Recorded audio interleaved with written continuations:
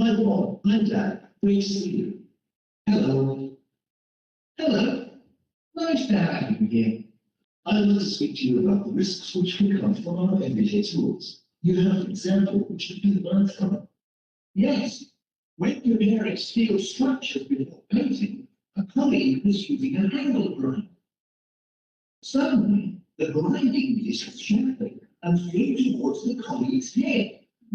Fortunately, he was wearing a respirator mask, which protected his face in this case, and thereby prevented him from being seriously injured.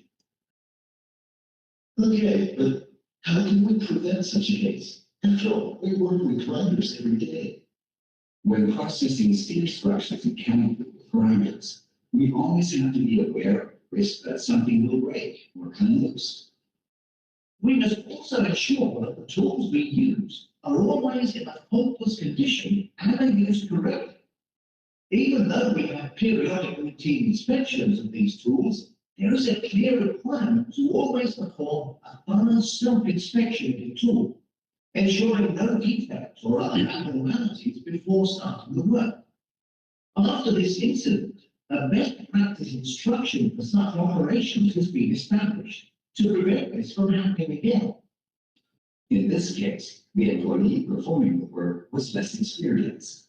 The grinding disc was in such a condition that a more experienced employee probably would have replaced it. In addition, the disc was not properly tensioned or fastened to the tool. These issues could have been prevented with a mandatory self-check in advance.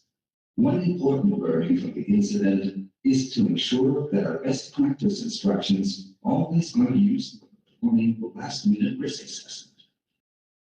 On a positive note, the colleague was wearing his personal protective equipment, so this protected him and reduced the injury impact. Even though we use tools and machinery every day, we know them inside out, and they're being familiar to us in our free time. This must not make us careless.